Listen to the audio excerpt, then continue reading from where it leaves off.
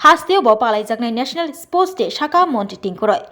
हाकतरबाई बाक्सा त्रिपुरा हास्तेयाव national sports day पालायनायनि कक शाखा मन्त्रि टिंकुरय तै नेशनेल स्पोर्ट्स डे पालायमुं रोखसावि सालथामनि बागै त्रिपुरा हास्तेयाव जुदा जुदा सामुं बुतां खालायजानाय दिनै आगस्ट दाननि 2004 सालबरी सांग्रांसाल सेक्रेटारियेट कक्तमाथुमनि बसकां अकक शाखा थंमं तांबदनि मन्त्रि टिंकुरय शाखा थिनांगो अलिम्पिकनि बातायमुंनि बागै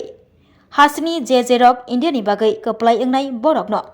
3 करोड़ 2 करोड़ तै 1 करोड़ रांनि सकात याफरजानाय एशियानि गेम्स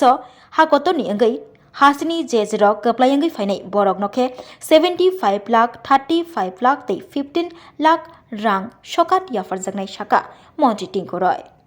প্রেস বার্তায় যারা উপস্থিত আছেন মিডিয়া বন্ধুরা আপনাদেরকে শুভেচ্ছা জানাই আমরা। আপনারা সকলেই জানেন 29 আগস্ট হকির জাদুঘর মেজর ধ্যানচাঁদের জন্মদিন এবং মেজর ধ্যানচাঁদের জন্মদিনকে জাতীয় ক্রীড়া দিবস হিসাবে সারা দেশের সাথে এই রাজ্য আমরা পালন করতে যাচ্ছি। আমাদের এই জাতীয় দিবসকে সামনে রেখে যুব বিষয় ক্রীড়া দপ্তরে বিভিন্ন কর্মসূচি হাতে নেওয়া হয়েছে আর তারই আপনাদের সামনে আমরা তুলে ধরতে চাই। আগামী 29 আগস্ট 2025 রাজ্যভিত্তিক জাতীয় ক্রীড়া দিবস আগরতলা টাউন হলে সকাল 11 ঘটিকায় অনুষ্ঠিত হবে এবং সেখানে প্রতিবার খেলোয়াড় যারা রয়েছে তাদের মধ্যে আমরা অর্থরাশি আমরা তাদেরকে সম্মাননা দেব এবং তাদের হাতে তুলে দেব এবং সেই অনুষ্ঠানেও উপস্থিত থাকবেন আমাদের রাজ্যসভার সাংসদ রাজীব ভট্টাচার্য মহোদয়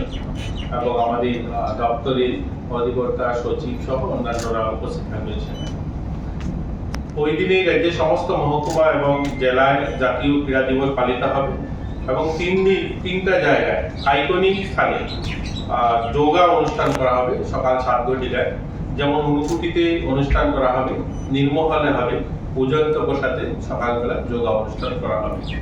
এবং 30 আগস্ট 2025 তারিখে বিকাল 3 ঘটিকায়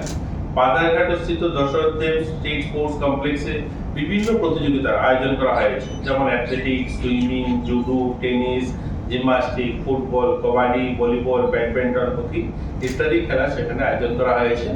এবং সেখানে মাননীয় মুখ্যমন্ত্রী উপস্থিত থাকবেন এবং আমাদের সেখানকার মাদাগাড়ির বিধায়িকা তিনিও উপস্থিত থাকবেন এবং আমাদের দপ্তরের সমস্ত আধিকারিকরা উপস্থিত থাকবেন সেই অনুষ্ঠানে। আমি নিজেও থাকবো এবং সেখানে মাননীয় সাংসদ রাজ্যসভার রাজীব ভট্টাচার্য তিনিও থাকবেন সেখানে। 30 আগস্ট বিভিন্ন জেলা স্তরে কমপক্ষে 3টি ও মহকুমা স্তরে 2টি বিভাগীয় প্রতিযোগিতা ক্রীড়া প্রতিযোগিতার কথা বলা হয়েছে, অর্থাৎ আমাদের দপ্তর প্রত্যেকটা জেলাতে কমসে কম 3টা ক্যাটাগরিতে খেলাধুলা করবেন এবং যতগুলো সাব ডিভিশন রয়েছে প্রত্যেকটা জায়গাতে 2টো করে যেন খেলা অনুষ্ঠান হয় তার জন্য আমরা নির্দেশ দিয়েছি। 31 আগস্ট 2025 তারিখে সমস্ত মহকুমা এবং জেলা সহিত রাজ্য স্তরে সানডে সাইকেল, আপনারা জানেন আমরা কিছুদিন আগেই সেটা লঞ্চ করেছিলাম, কেন্দ্রেও আমাদের মিনিস্ট্রি মাননীয় মন্ত্রী সেটাকে লঞ্চ করেছে। প্রতি রবিবার যেন আমরা সাইকেল সকলে চালান তার জন্য উৎসাহিত করতে এটাও এই ক্রীড়া দিবসে আমরা রেখেছি, সানডে সাইকেল সেটা অনুষ্ঠিত হবে। রাজ্যস্তরীয় অনুষ্ঠান উজন্ত প্রসাদে শুরু হয়ে সার্কিট হাউস হয়ে ফিরে আসবে সেই সাইকেল র্যালিটা, যেটা আমাদের আগরতলাতে হবে, সেটা রাজবাড়ি থেকে শুরু হবে এবং সার্কিট হাউস হয়ে ফিরে যাবে সেটা। এই 3 দিনের কর্মসূচি বিভিন্ন সামাজিক মাধ্যমে সোশ্যাল মিডিয়া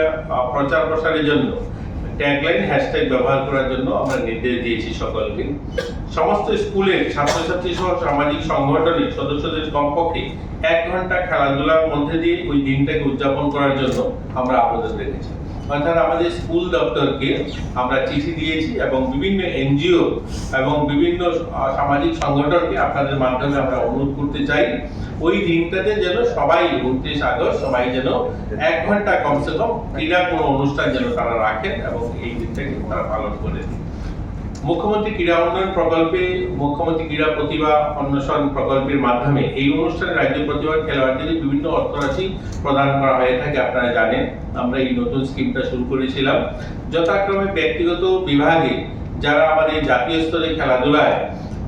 গোল্ড জিতেছেন অর্থাৎ সোনা জিতেছেন, প্রথম স্থান অধিকার করেছেন, তাদেরকে 1 লক্ষ টাকা দেওয়া হবে এবং দ্বিতীয় স্থান যারা অধিকার করেছেন তাদেরকে 50,000 টাকা দেওয়া হবে, তৃতীয় স্থান অধিকারীদেরকে 25,000 টাকা দেওয়া হবে। দলগতভাবেও যারা অংশগ্রহণ করেছেন চ্যাম্পিয়ন দলের প্রতি সদস্যকে 50,000 টাকা দেওয়া হবে এবং দ্বিতীয় স্থান অধিকারী যারা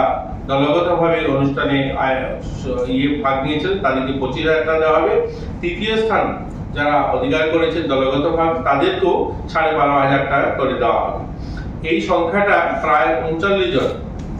খেলোয়াড়দেরকে, পুরুষ 16 জন এবং মহিলা 23 জন, যাদেরকে এই অর্থরাশি দেওয়া হবে। এবং এছাড়াও আমাদের ভবিষ্যৎ পরিকল্পনাও রয়েছে, আমরা আপনাদের মাধ্যমে